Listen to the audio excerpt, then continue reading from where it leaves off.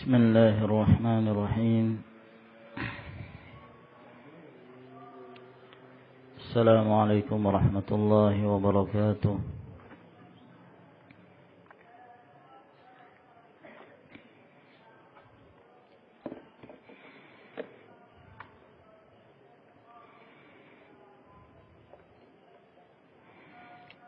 إن الحمد لله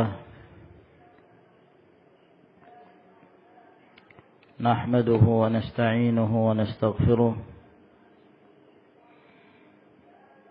ونعوذ بالله من شرور أنفسنا ومن سيئات أعمالنا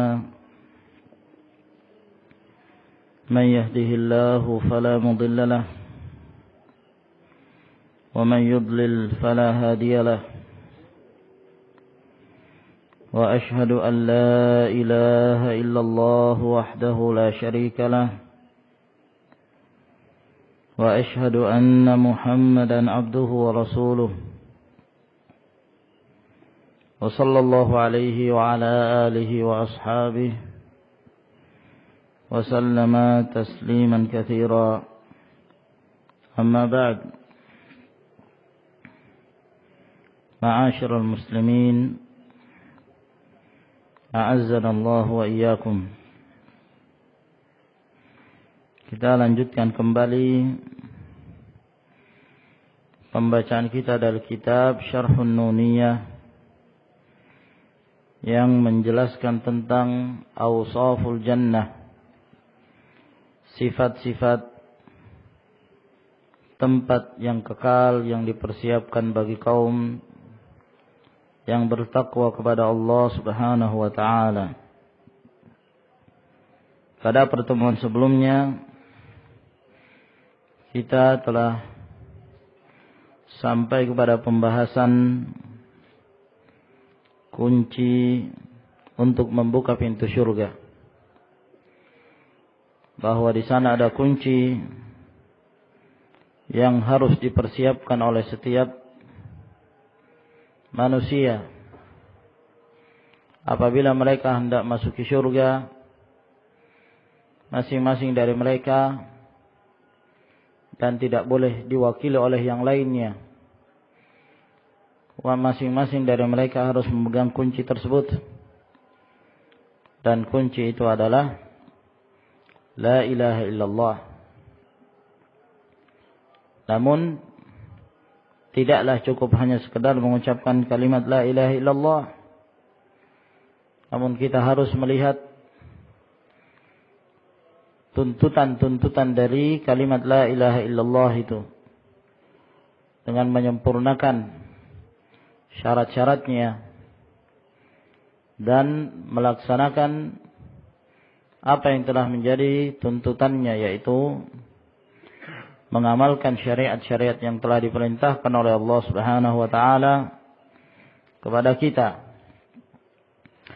Demikian pula yang telah kita jelaskan pada pertemuan yang lalu, bahwa ahlul jannah sebelum mereka masuki surga, maka di sana ada kitab yang diberikan kepada mereka, yang mana kitab tersebut Allah Subhanahu wa ta'ala tidaklah memberikan izin kepada seorang untuk masukinya kecuali apabila telah mendapatkan persetujuan dari Allah Subhanahu wa ta'ala dengan dicocokkannya kitab tersebut dengan hamba yang akan memasuki surga, sebagaimana yang disebutkan dalam riwayat At-Tabrani.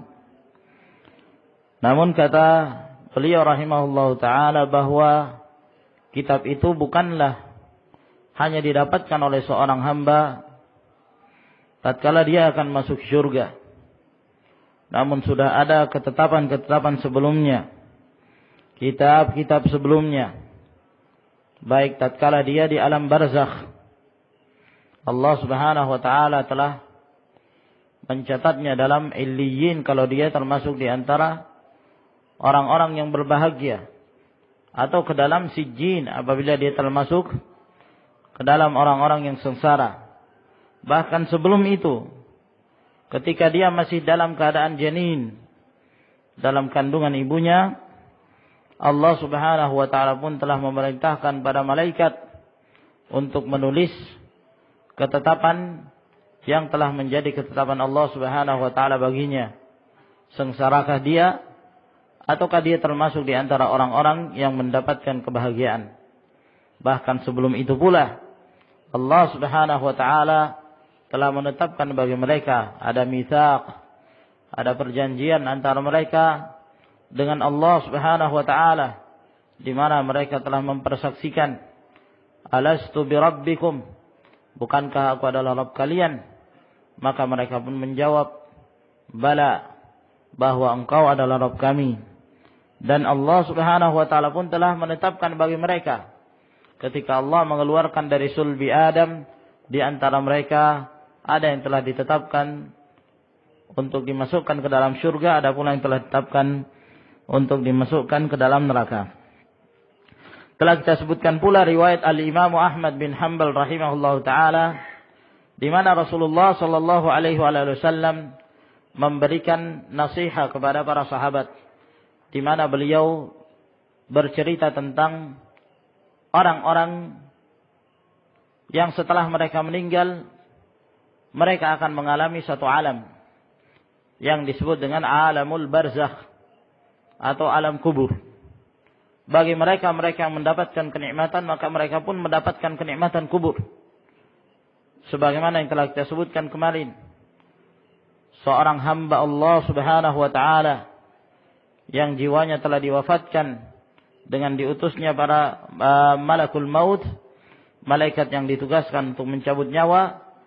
Walhasil kisah dari hamba tersebut, di mana Allah Subhanahu wa taala memuliakannya, dibungkus dengan kain kafan dan hanut, ya, lalu kemudian dia dimuliakan dan dicabut ruhnya dengan baik, dan ruhnya tersebut diberikan harum-haruman yang sangat harum sekali.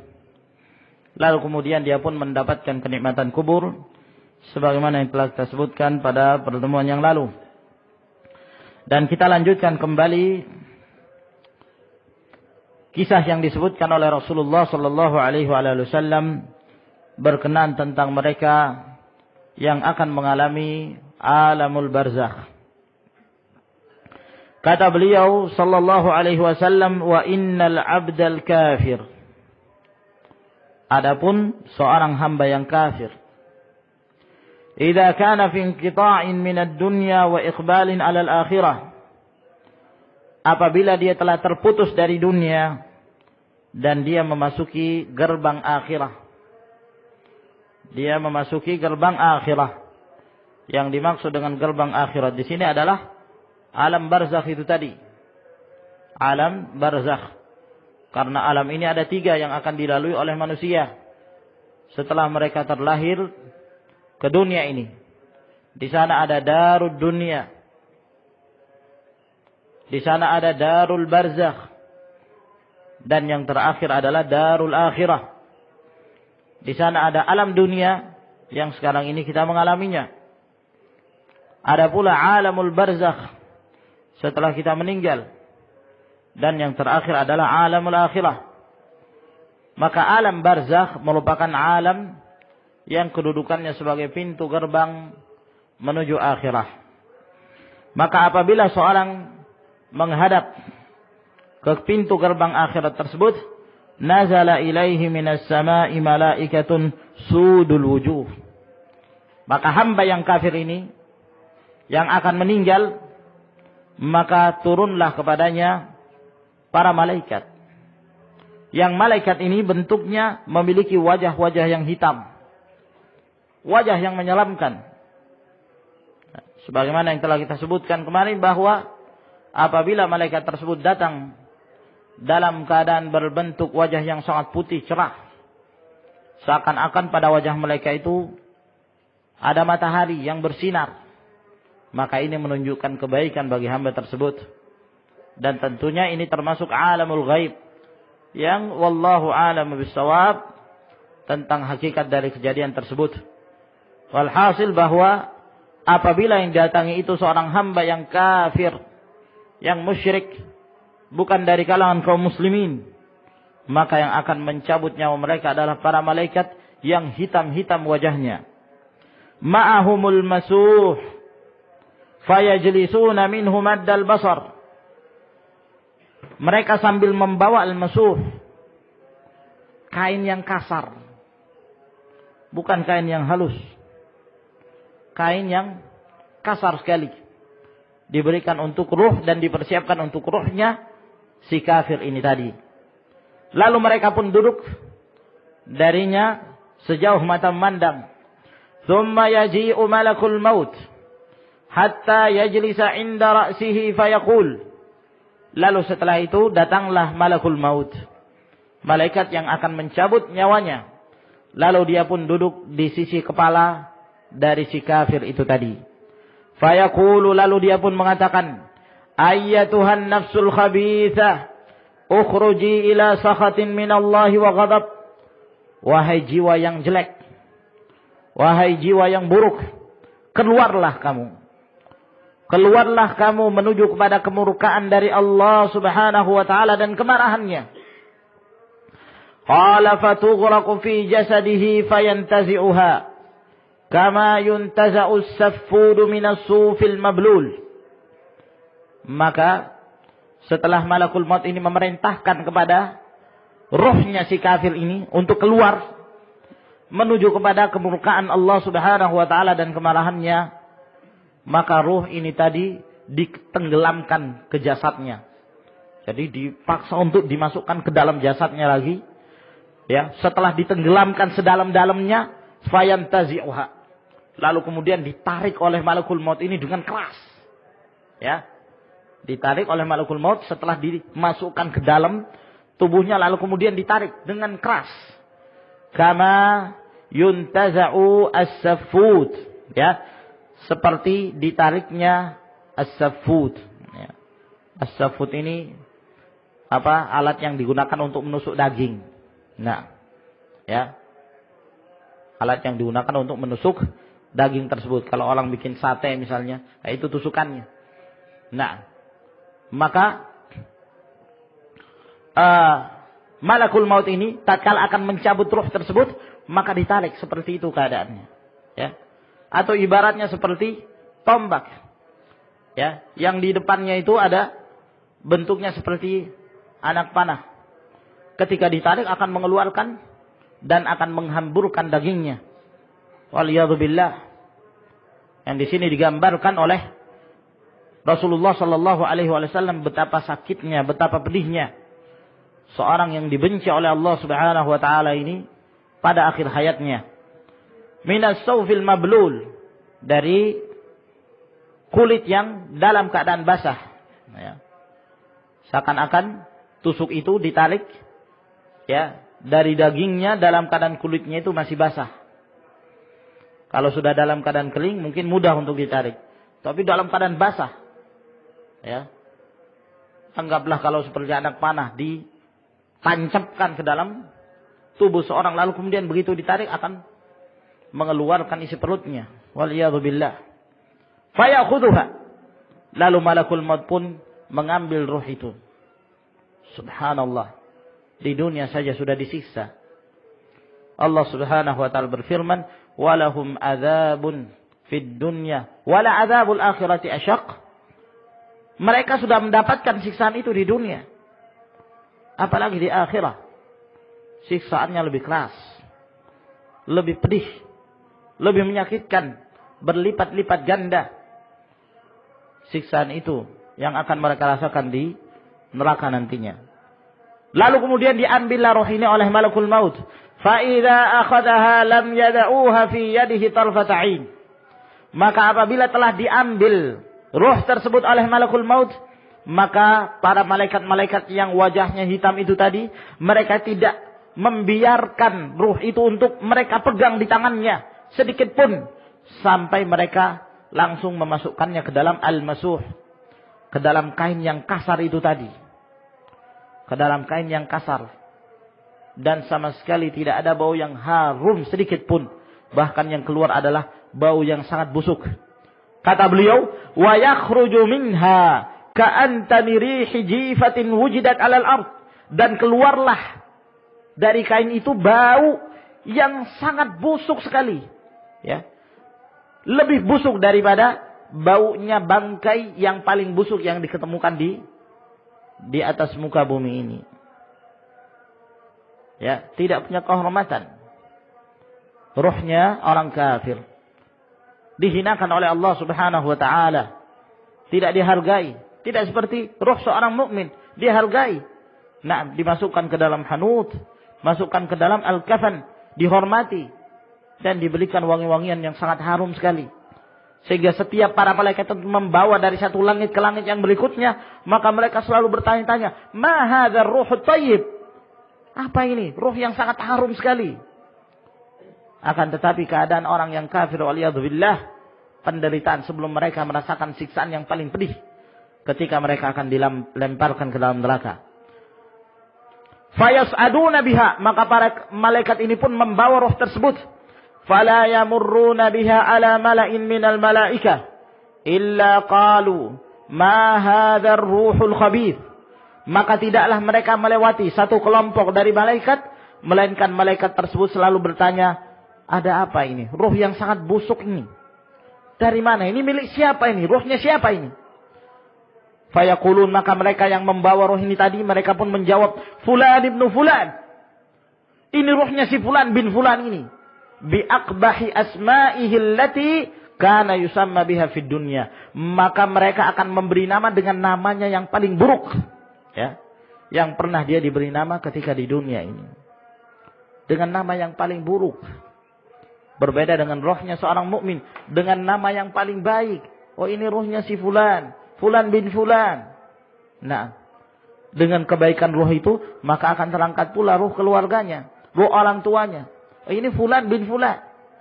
Nah, akan membawa nama harum. Akan tetapi kalau ruhnya kafir, musyrik, na'am, maka yang disebut adalah nama yang paling jelek. Fulan bin Fulan, diikutkan lagi nama orang tuanya, sehingga membuat jelek, ya, nama orang tuanya tersebut. Hatta yantahiya ila sama'id dunya, sampailah ruh ini ke langit dunia, belum sempat sampai ke atas, ya. Kalau rohnya seorang mukmin sampai ke tingkatan langit yang di atasnya Allah Subhanahu wa taala. Namun rohnya si kafir ini baru sampai ke langit dunia. Fayustaftahu lahu fala yuftahu lahu. Lalu kemudian minta dibukakan untuk menuju ke langit yang berikutnya, tapi tidak dibukakan. Ya, tidak diberikan izin untuk terus naik ke atas langit, tingkatan demi tingkatan, tidak. Begitu dia sampai ke langit dunia, sudah itulah batasan dia. Tidak akan naik lagi ke atas. Karena Allah Subhanahu wa taala telah memurkainya dan marah terhadap ruh tersebut. Fala yuftahu lahu, maka tidak dibukakan baginya pintu langit tersebut. Tsumma qara'a Rasulullah sallallahu alaihi wasallam, lalu kemudian Rasulullah sallallahu alaihi wasallam membaca firman Allah yang terdapat dalam suratul A'raf ayat 40. La tufattahu lahum abwabus sama', tidaklah dibukakan bagi mereka pintu-pintu langit. Wala yadkhulunal jannah hatta yalijal jamalu fi sammil khiyat. Dan mereka tidak akan masuk ke dalam surga sampai seekor unta bisa masuk ke lubang jarum. Sampai seekor unta bisa masuk ke lubang jarum, baru mereka bisa masuk ke dalam surga. Kapan itu? Kapan seekor unta bisa masuk ke lubang jarum? Ya, tidak mungkin. Nah, mustahil. Maksudnya dia tidak akan masuk ke dalam surga. Disebabkan karena rohnya yang kafir musyrik. Wal'iyadhu billah. Nas'alullah azza wa jal as-salamah.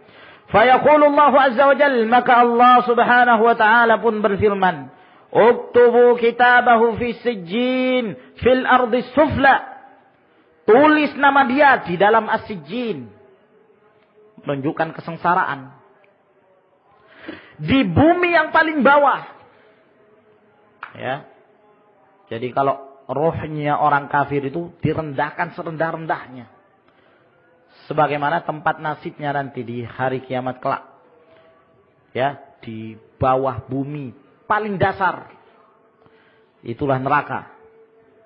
Wa tutrahu ruhuhu tarha, dan dilemparkan, ya, dicampakkan rohnya begitu saja.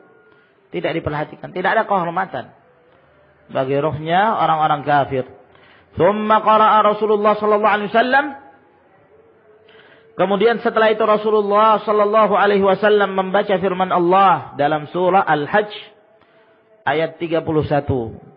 Wa may yusyrik billah faka'annama kharra minas sama' fatakhtafuhu at-tayru aw tahwi bihi ar-rihu fi makanin sahiq.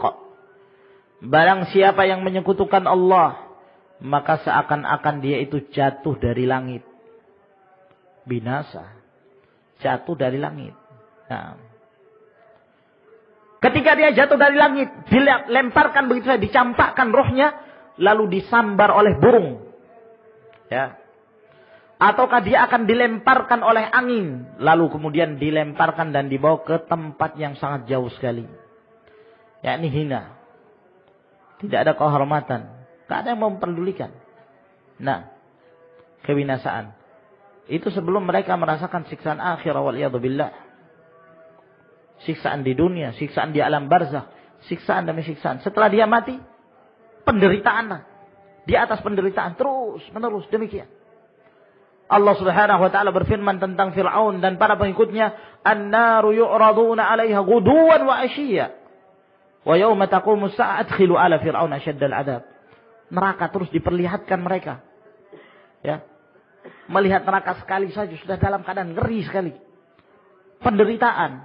Ini diperlihatkan pagi sore terus. Setiap hari dihadapkan pada mereka. Di alam kuburnya mereka. Sampai sekarang ini. Fir'aun dan para pengikutnya terus mereka merasakan siksaan itu. Di alam barzakh.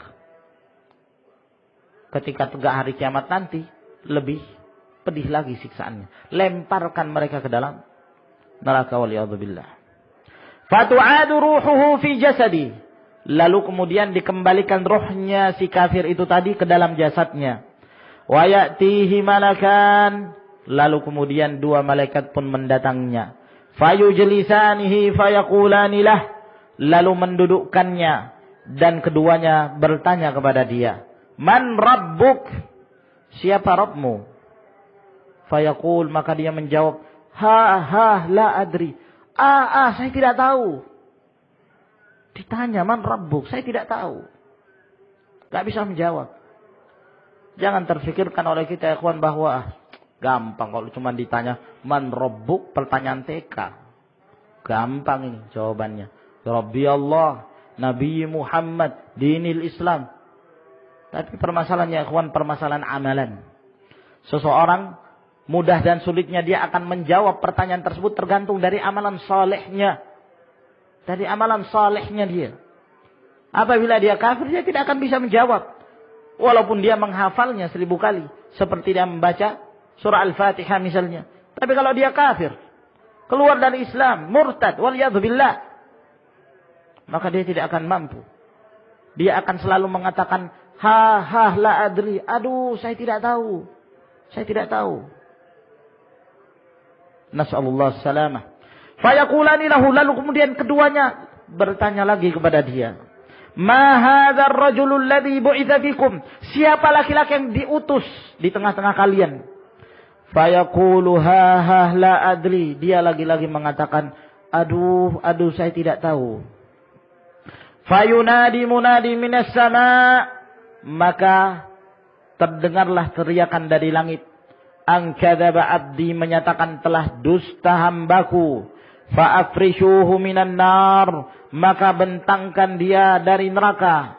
Waftahu lahu baban ilan nar, dan bukakan baginya pintu menuju neraka. Ini akan diperlihatkan terus. Di alam barzah dia akan melihat di mana nasibnya nanti. Dari neraka itu, waliyadzubillah. Fayatihi min harriha wa sumumiha wa yadhiqu alaihi qabruhu hatta takhtalifa adla'uh. Ya. Maka datanglah panasnya dan racunnya. Neraka itu akan mendatangi kuburannya, tempat di mana dia tinggal di situ.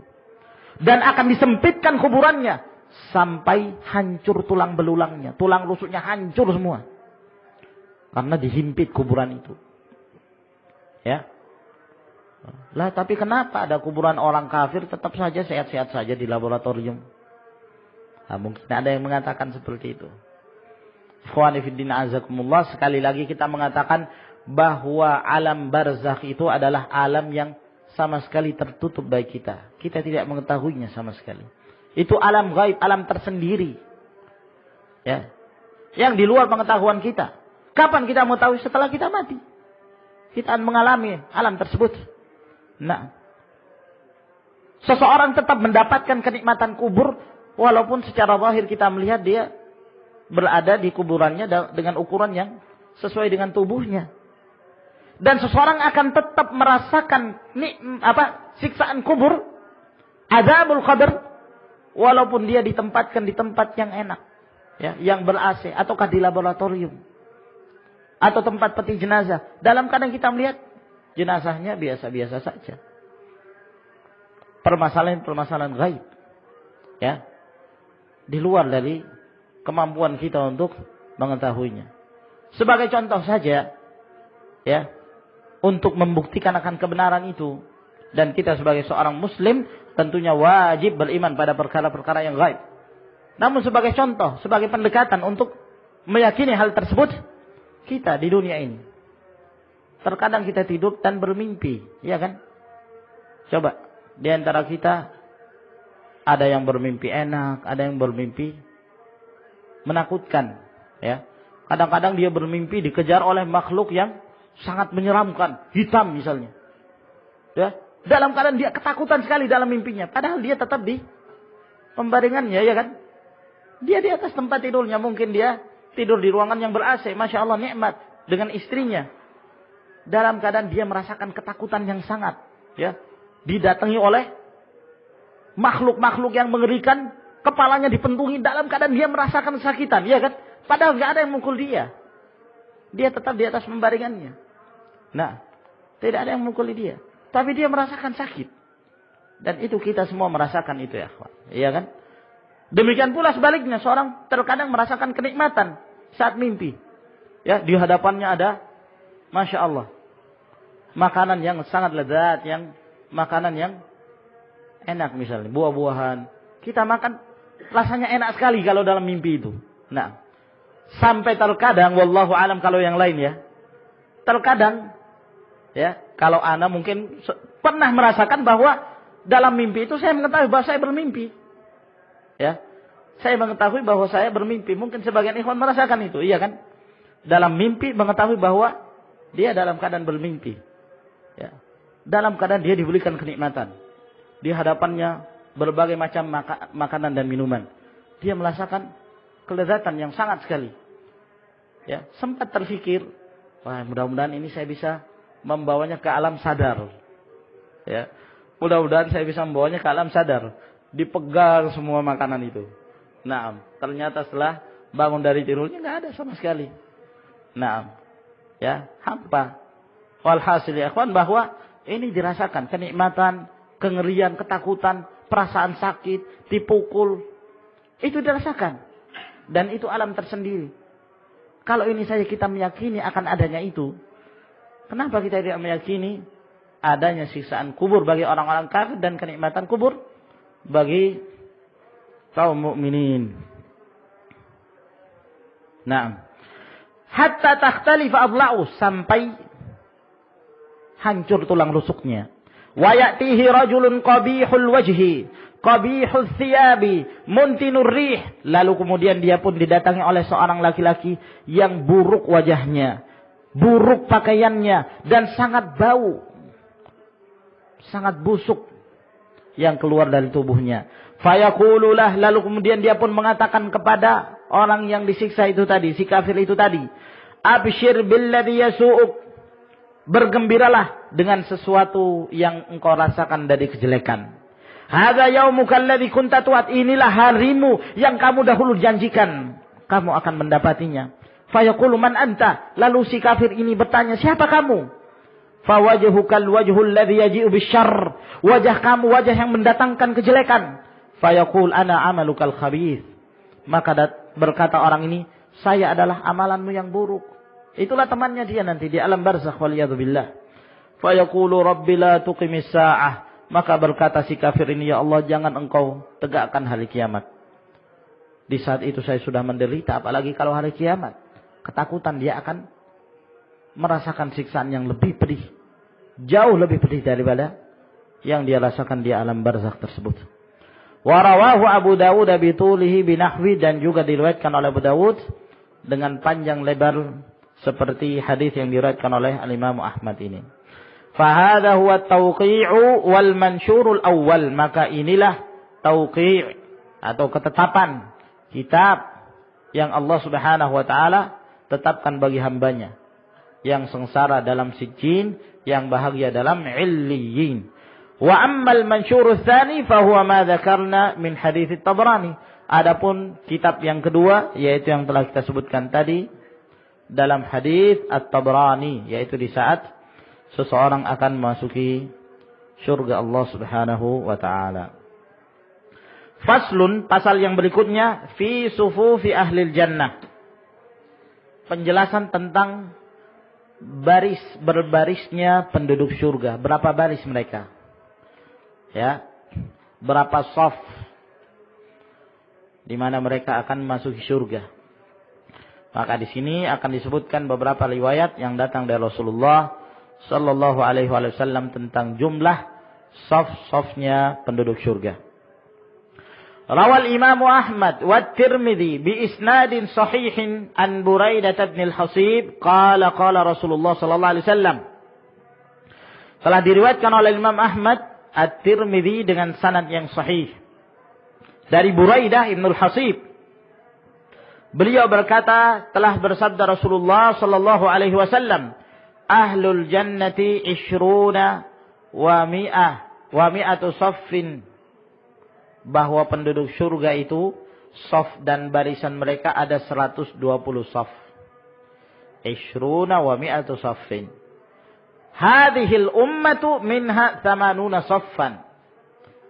Jadi penduduk surga ada 120 saf.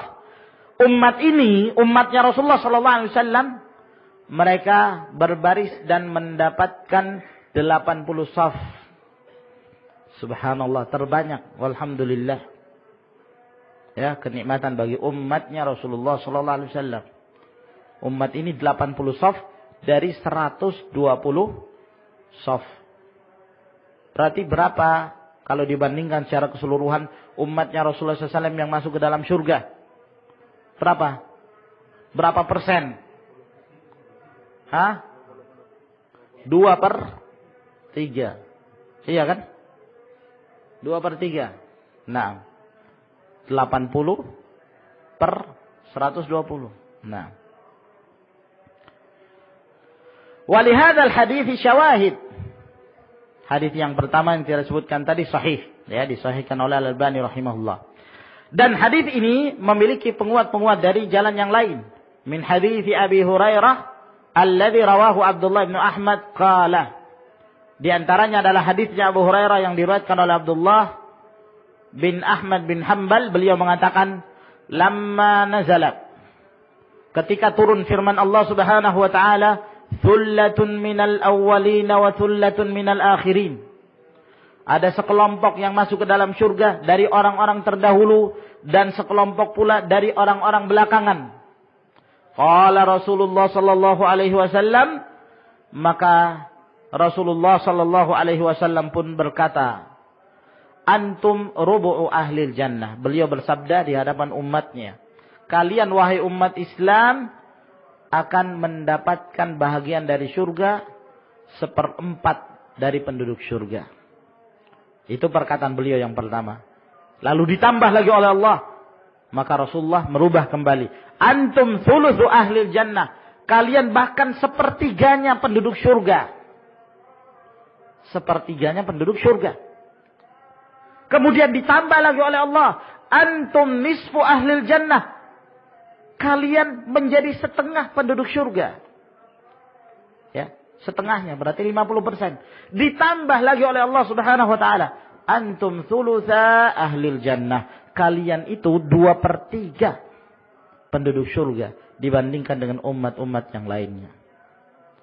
Qala Tabrani tafarrada bi raf'ihi Ibnu al-Mubarak an Ats-Tsauri, telah bersendiri dalam menyebutkannya secara marfu' Abdullah bin Mubarak dari Sufyan Ats-Tsauri. Walahu syahidun aidan min hadits Ibnu Mas'ud 'inda Tabrani qala, ada penguat lagi dari jalan yang lain, yaitu hadisnya Abdullah bin Mas'ud yang diriwayatkan oleh Tabrani. Beliau berkata, qala Rasulullah sallallahu alaihi wasallam, telah bersabda Rasulullah sallallahu alaihi wasallam, kaifa antum wa rubu'ul jannati lakum wa lisairin nasi 3/4. Bagaimana kalian wahai umat Islam, wahai umatnya Rasulullah sallallahu alaihi wasallam, di saat kalian mendapatkan 1/4 surga, 1/4 dari penduduk surga itu untuk kalian, sedangkan 3/4 itu akan didapatkan oleh umat-umat sebelum kalian. Gimana kalian? Qalu, kata para sahabat, Allah wa rasuluhu alam, Allah dan Rasulnya lebih mengetahui. Ya, mau apa lagi kalau sudah mendapatkan itu? Lah itu sudah menjadi ketetapan Allah Subhanahu wa taala.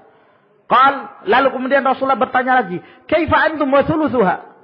Bagaimana kalian di saat kalian menjadi 1/3 penduduk surga dibandingkan umat-umat sebelumnya? Qalu dzaka aktsar, kata para sahabat, wah itu lebih banyak lagi. Ya, lebih banyak dari sebelumnya. Qala kaifa wasyatru lakum? Lalu kata Rasulullah SAW lagi, gimana menurut kalian kalau kalian menjadi 1/2 penduduk surga? Qalu dzaka aktsar, kata para sahabat, nah, itu lebih banyak lagi dari sebelumnya. Faqala Rasulullah sallallahu alaihi wasallam, maka Rasulullah SAW pun bersabda, ahlul jannati 20 wa 100 saf, lakum minha 80 saffa. Penduduk surga itu ada 120 barisan, kalian akan menguasai 80 saf. Kalian berada di 80 barisan. Berarti bukan hanya setengah. Kemudian ditambah lagi oleh Rasulullah sallallahu alaihi wasallam. Wa rawahu Tabrani aidan an hibri hadhihi al-ummati Abdullah bin Abbas radhiyallahu anhuma. Juga diriwayatkan oleh Tabrani seperti ini dari Abdullah bin Abbas radhiyallahu anhuma. Namun dalam sanadnya ada seorang perawi yang bernama Khalid bin Yazid Al-Bajali dan perawi ini dibicarakan.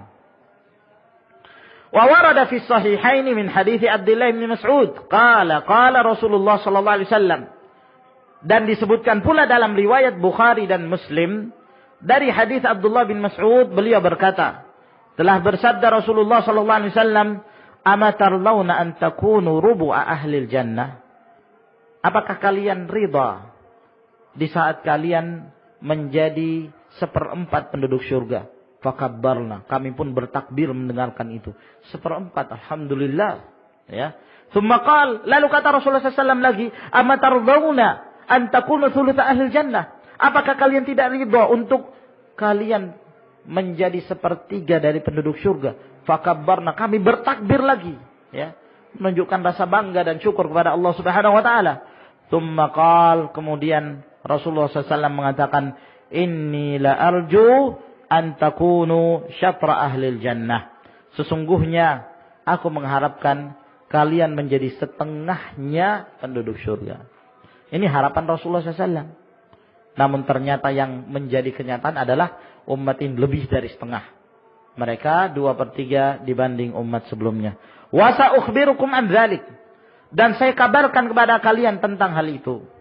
Mal muslimuna fil kuffar illa kasya'ratin bayda. Ketahuilah, kata beliau, tidaklah kaum muslimin itu dibandingkan dengan jumlahnya orang-orang kafir, melainkan kedudukan kaum muslimin atau jumlahnya kaum muslimin itu seperti rambut putih atau bulu yang putih, ya, pada seekor kerbau yang berwarna hitam.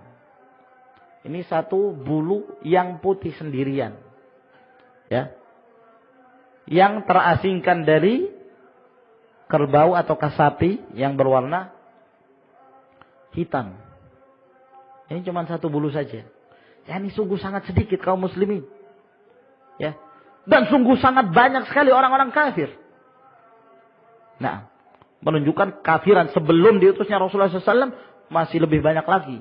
Nah, au kasyaratin bayda fi thawrin abyad, atau sebaliknya, kedudukannya kaum muslimin itu seperti rambut sehelai rambut atau sehelai bulu yang berwarna hitam pada seekor sapi yang berwarna putih. Ya. Seluruhnya itu satu badannya semua orang-orang kafir, sedangkan sehelai rambut itulah muslim. Ya. Menunjukkan sedikitnya, minoritasnya. Wa in tuti' aktsara man fil ardi yudilluka an sabilillah. Jika kalian mengikuti mayoritas dari manusia ini, mereka akan menyesatkan kalian dari jalan Allah Subhanahu wa taala. Wala tanafi baina hadzal hadits wa baina ma sabaqa min kaunihim thulutsa ahlil jannah. Dan tidak ada pertentangan antara hadis ini dengan hadis yang sebelumnya, bahwa kedudukan atau jumlah penduduk atau jumlah kaum muslim yang akan masuk ke dalam syurga itu 2/3 dibandingkan umat-umat sebelumnya. Li'annahu sallallahu alaihi wasallam raja awalan ay yakunu syatra ahlil jannah. Karena Nabi SAW pada awalnya mengharapkan agar umat ini menjadi setengahnya penduduk syurga. Fa'atahu Allah subhanahu raja'ah. Maka Allah memberikan harapan yang diinginkan oleh Nabi SAW. Wa zada alaihi sudusan akhar. Namun ditambah lagi oleh Allah 1/6 berikutnya. Wa fadlullahi wasi'un. Wa huwa subhanahu wa ta'ala dzul judi wal ihsan. Dan keutamaan Allah itu sangat luas sekali. Allah subhanahu wa ta'ala maha dermawan dan maha memiliki berbagai macam kebaikan. Faslun fi sifati awwali zumratin tadkhulul jannah. Pasal yang berikutnya, sifat kelompok yang pertama yang akan memasuki surga. Bagaimana keadaan mereka? Ya, ini penting untuk kita ketahui. Ya. Sebagai targhib untuk mendorong kita. Semoga Allah Subhanahu wa taala memasukkan kita di antara mereka. Jaa fi sahihain min hadits Hammam bin Munabbih an Abi Hurairah radhiyallahu anhu qala. Telah disebutkan dalam riwayat Bukhari dan Muslim dari hadits Hammam bin Munabbih dari Abu Hurairah radhiyallahu anhu berkata, qala Rasulullah sallallahu alaihi wasallam. Telah bersabda Rasulullah sallallahu alaihi wasallam, awwalu zumratin talijul jannata. Kelompok yang pertama yang masuk ke dalam syurga, suratuhum ala suwaril qamar lailatal badr. Wajah-wajah mereka itu seperti bulan di malam bulan purnama. Yakni bercahayanya wajah-wajah mereka dan terangnya menunjukkan kenikmatan yang Allah berikan kepada mereka. Wujuhu yawma idzin nadhirah. Wajah-wajah mereka pada waktu itu dalam keadaan bercahaya. Ya. Lailatul Badr, seperti bulan di malam bulan purnama. La yabsuquna fiha, mereka tidak meludah di dalam surga itu. Jadi enggak ada ludah, enggak ada lagi seperti sekarang tuh. Ada. Nah. Wala yatamakhatuna fiha, mereka tidak diserang flu. Ya. Jadi enggak ada ingusnya, ya. Mereka tidak melong. Kayak seperti dunia ini jorok betul rasanya kita, ya. Ketika mendengarkan hadis Nabi SAW menjelaskan tentang keadaan penduduk surga, malu sendiri kita. Nah, berarti memang kita ini jorok betul. Nah, penuh dengan kotoran gitu, dari ujung rambut sampai ujung kaki, semua ada kotorannya. Di rambutnya ada ketombenya, ya. Sampai di kaki ada tai kukunya. Allahul musta'an. Mereka dalam surga enggak ada itu, enggak ada ludah, ya. Mereka tidak mengeluarkan ingus, ya, enggak ada mukhat. Wala yataghawwatuna fiha, mereka tidak buang air lagi di surga itu, ya. Jadi makan seenaknya, mau minum seenaknya. Mau bergaul dengan bidadari, bergaul seenaknya. Karena mereka diberikan kekuatan 100 laki-laki. Satu laki-laki kekuatannya dalam surga, ya, itu menjadi 100 kali lipatnya laki-laki. Nah, subhanallah. Power yang besar yang Allah Subhanahu wa taala berikan kepada mereka, kenikmatan. Nah, mereka makan. Apa yang mereka inginkan ada. Wa fiha ma tashtahihil anfus wa taladzul a'yun. Dalam surga itu apa saja yang diinginkan oleh diri kita. Ya, dan lezat di pandangan mata. Nah, di dalam riwayat Ibnu Abi Dunya yang dihasankan oleh Al-Albani rahimahullah, ya, Rasulullah sallallahu alaihi wasallam menjelaskan kalau seorang itu hendak minum, ya, bukan karena kehausan, hanya untuk mencari kenikmatan semata. Jadi dia berangan-angan untuk minum. Ketika dia memikirkan untuk minum, maka cere itu datang sendiri, terbang sendiri ke dia. Nah, ya, tinggal terus dituangkan, ada yang menuangkan sendiri terus, ya, terus masuk sendiri ke mulutnya, minum, ya, dengan penuh kenikmatan. Setelah itu cereknya ini terbang sendiri menuju ke tempatnya kembali. Teknologi apa dalam surga itu? Nah, ya, kok datang kembali, ya. Nah, itu kenikmatan Allah Subhanahu wa taala. Ya. Tidak pernah buang air besar, enggak buang air kecil. Nah. Aniyatuhum wa amsyatuhum adz-dzahab wal fiddah. Bejana-bejana mereka dan sisir-sisir mereka itu emas dan perak. Oleh karena itu Rasulullah SAW mengharamkan kita kaum muslimin untuk makan dan minum dari bejana perak atau emas. La ta'kulu fi sihafihima wa la tashrabu fihima fa innaha lakum fid dunya wa lahum fil akhirah. Fa inna lahum fid dunya wa lakum fil akhirah. Nah, jangan kalian minum di bejana emas dan perak. Jangan juga kalian makan padanya. Itu untuk mereka orang-orang kafir di dunia, tapi untuk kalian nanti di akhirat. Sisir-sisir mereka dari emas dan perak. Loh, kok ada sisir ya? Apa rambut pada waktu itu acak-acakan kok sampai kita diberikan sisir oleh Allah Subhanahu wa taala? Bukan semata-mata kenikmatan, ya. Makan dan minum bukan karena kelaparan, bukan karena kehausan, semata-mata kenikmatan. Nah, yang Allah Subhanahu wa taala berikan. Wa majamiruhum al-aluwatu. Ya. Dan majamir dari majmarah. Bukhar, dupa. Apa itu? Yang biasanya dibakar itu kalau, ya.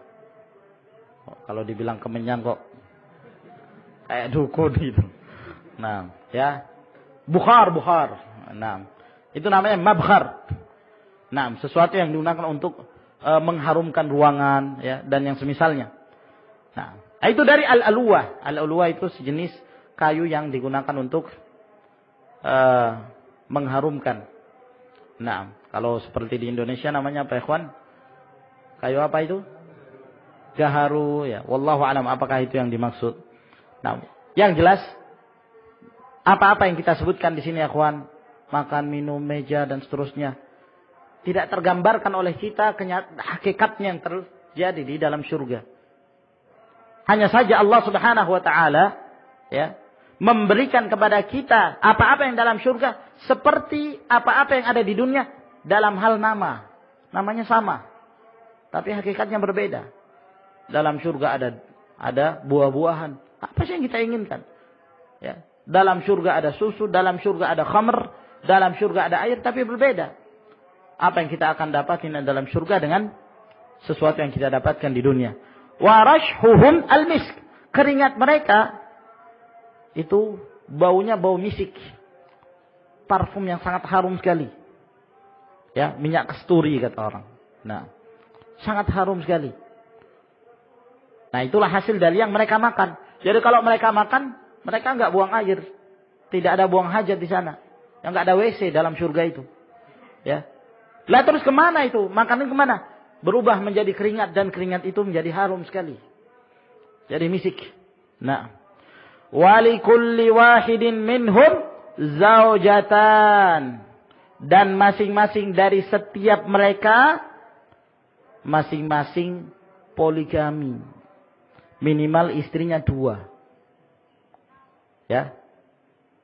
Jadi dalam surga itu enggak ada yang monogami, enggak ada. Enggak ada yang cuma punya 1, enggak ada. Enggak laku dalam surga itu. Dalam surga itu yang dikenal poligami. Nah, minimal 2 istri. Nah, bidadari tentunya. Nah, ya.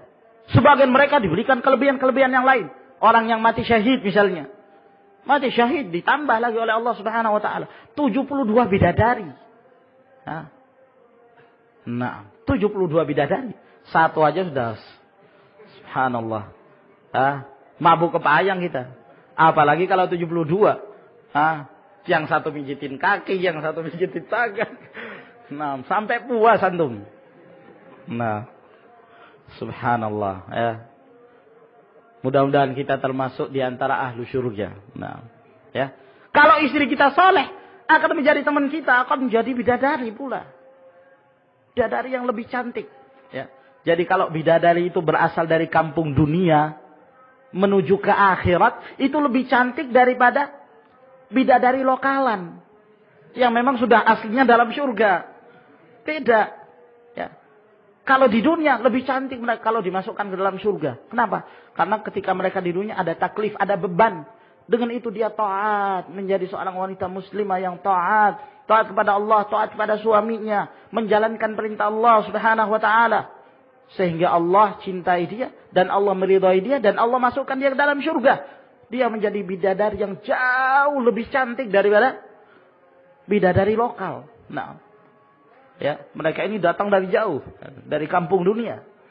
Subhanallah. Sehingga dia berbangga dengan itu. Dikumpulkan kembali dengan suaminya. Apabila mereka semua saleh. Nah, jannatu adnin yadkhulunaha wa man salaha min abaihim wa azwajihim wa dzurriyyatihim. Surga Aden itu mereka akan masukinya bersama dengan orang-orang yang saleh dari ayah-ayah mereka, dari istri-istri mereka, dari keturunan mereka. Dikumpulkan lagi oleh Allah Subhanahu wa ta'ala. Tapi coba kalau istri durhaka, istri bermaksiat, tidak taat kepada suami, marah bidadari yang ada di akhirat.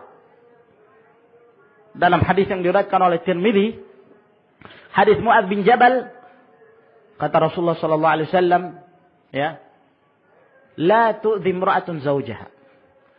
Tidaklah seorang istri itu membikin marah suaminya, mengganggu suaminya, illa qalat zaujatuhu allati fis sama', melainkan akan berkata istrinya si laki-laki ini, kalau dia termasuk di antara penduduk surga, maka akan berkata istrinya yang ada di langit sana, yaitu bidadari, la tu'zi, hai wanita, jangan kamu sakiti dia. Marah bidadarinya, nah, jangan kamu sakiti dia. Fa innama huwa dakhil, sesungguhnya itu hanya sementara bagi kamu. Yushiku ayyufariqaki ilaina, sebentar lagi dia akan berpisah denganmu dan dia akan kembali kepadaku. Berbangga bidadari, marah dengan perbuatan wanita yang suka bermaksiat pada suaminya itu tadi. Ya, yang suka mengganggu suami. Maka ikhwani fid din azakumullah, ini suatu kenikmatan yang Allah Subhanahu wa taala berikan. Nah, hadis ini juga dijadikan dalil oleh Abu Hurairah radhiyallahu taala anhu bahwa jumlah wanita di dalam neraka, di dalam surga itu lebih banyak, ya. Sebagaimana jumlah penduduk terbanyak yang di dalam neraka wanita, ya, karena disebut oleh Nabi SAW di dalam surga juga jumlah penduduk yang terbanyak adalah wanita juga. Nah, karena kenapa? Setiap laki-laki pasti memiliki 2. Itu minimal. Minimal 2. Nah, berarti minimal 2 kali lipat. Ya. Sebagian mereka ada yang 1 orang 72. Subhanallah. Ya, berarti ini menunjukkan bahwa jumlah para wanita dalam surga pun lebih banyak daripada laki-laki. Yura mukhusaqihima min wara'il lahmi minal husni, yang kelihatan, ya, sum-sum, ya, yang ada di betisnya itu, yang ada di belakang dagingnya, disebabkan karena sangat cantiknya bidadari itu. Tahu sumsum ya? Ya, daging, kulit, setelah kulit daging, setelah daging apa? Tulang, dalam tulang itu apa? Sumsumnya. Biasanya kalau orang makan sop konro, ya, nah itu dalamnya itu ada, ya, ada yang diisap itu. Nah, itu namanya sumsum. Nah, itu terlihat, subhanallah. Kelihatan dari luar. Kif, gambarannya kayak apa itu? Hah? Kalau pikiran kita sekarang, wah, mengerikan ini. Nah, tapi kata Rasulullah SAW, minal husni, dari kecantikannya. Ya. Jadi jangan digambarkan jelek-jelek yang ada dalam surga itu. Semuanya penuh dengan kenikmatan. Ya. Mungkin di antara kita ada yang pernah melihat seorang wanita yang paling cantik, ya, di muka bumi ini, menurut dia. Dalam surga itu jauh lebih cantik. Secantik-cantiknya wanita dunia, ya juga buang air besar, ya kan? Ya. Kalau kenyangnya buang air besar, buang air kecil, ya kadang-kadang kentut. Nah, ya bau juga kentutnya, iya. Nah, kalau enggak mandi ya busuk juga. Walaupun dia dianggap sebagai, apa istilahnya, putri kecantikan misalnya. Nah, enggak ada apa-apanya dibandingkan dengan wanita surga. Kalau wanita surga, walahum fiha azwajun mutahharah. Mereka akan mendapatkan istri-istri yang disucikan. Tidak haid, enggak nifas, ya. Enggak buang air besar, enggak buang air kecil, enggak ada kotoran sama sekali. La ikhtilafa bainahum wa la tabaghud. Qulubuhum ala qalbi rajulin wahidin. Tidak ada perselisihan di antara mereka. Jadi tidak ada lagi hasad menghasad, dengki mendengki dalam surga, tidak ada. Hati mereka itu sama seperti hatinya satu orang. Ya, ini enggak ada lagi pertengkaran, ya. Cekcok sama tetangga bisa enggak ada. Nah, tetangga ini tengkar sama yang sana enggak ada lagi. Nah, mereka semua hatinya satu. Ya. Jauh dari sifat-sifat yang tercela. Yusabbihunallaha bukratan wa ashiyya. Mereka bertasbih, memuji Allah Subhanahu wa taala di pagi dan sore hari. Bertasbihnya ini, ikhwan, bukan beban, ya. Bukan perintah dari Allah Subhanahu wa taala. Tapi bertasbihnya mereka, ya, ibaratnya seperti sudah menjadi sesuatu yang, ya, berjalan dengan sendirinya, sama seperti nafas. Nafas terus, kita bernafas. Maka demikian pula tasbihnya ahlul jannah, bukan karena beban yang Allah Subhanahu wa taala berikan, namun karena itu sudah berjalan dengan sendiri, mereka selalu bertasbih memuji Allah Subhanahu wa taala. Wa haula humus sabiqun alladzina sabaqu fid dunya ilal khairat wa sabaqu fil akhirati ilal jannat. Maka mereka ini adalah orang-orang yang ketika mereka di dunia mereka berlomba-lomba untuk mengamalkan kebaikan, dan mereka pun didahulukan oleh Allah Subhanahu wa taala di akhirat memasuki surganya. Fa inna sabqahuna ala qadri sabqihuna. Karena sesungguhnya didahulukannya mereka masuk ke dalam surga itu sesuai dengan kadar mereka dahulu ketika di dunia juga berlomba-lomba. Mereka berada di baris terdepan dalam mengamalkan amalan-amalan yang saleh. Nas'alullah Subhanahu wa taala ay yaj'alana min ahlil jannah. Sampai di sini insyaallah taala yang kita jelaskan dari kitab ini, dan insyaallah taala kita lanjutkan di pertemuan yang berikutnya.